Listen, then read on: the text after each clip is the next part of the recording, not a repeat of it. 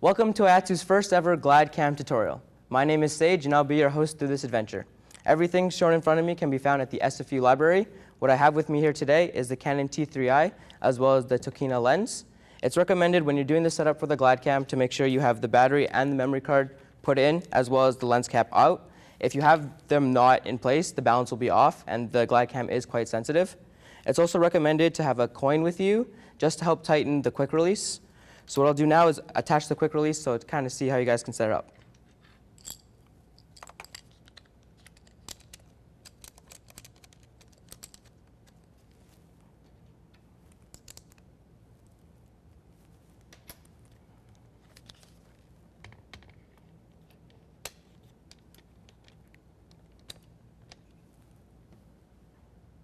After placing the camera onto the base plate, what we do now is you lift the GlideCam with your dominant hand.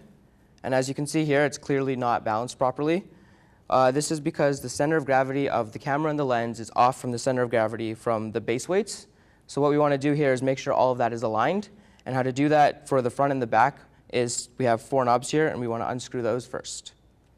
In order to stabilize the front and back balance, you must first begin by loosening the 4 knobs on the side of the base plate. After which, there's a knob at the back. When you twist that to the left, it moves the camera backwards. And when you twist it to the right, it moves the camera forwards. All right, let's test our adjustments.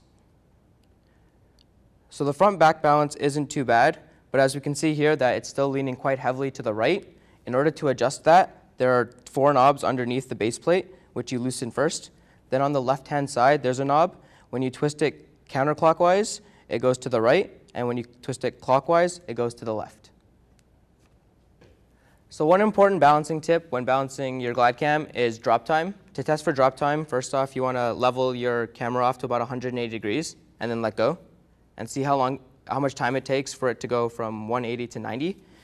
Ideally, you want it to take 2 to 3 seconds. If it takes any more or any less, you adjust the height of the GlideCam. And to adjust the height, you just twist the knob here and lower or raise accordingly to your setup. After that, just test it again to see if it works. And that should be it. Perfect.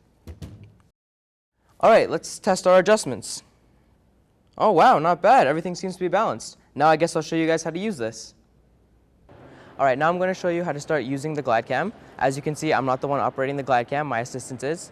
So when you start off using the GlideCam, make sure you start off with a little bit of a push before you start walking. Keep your knees bent, that way everything's a lot smoother and more stable. And when you're about to come to a stop, make sure you stop and then give it another quick push. That way everything keeps very stable. Make sure that you grab the handle with your dominant hand, whether that be left or right hand, it's up to you. Make sure the majority of the weight is kept on the handle. If not, then you defeat the purpose of the GlideCam. Use your other hand to stay slightly by the GlideCam itself. The only real purpose of that is to either pan it left and right or to tilt it up and down.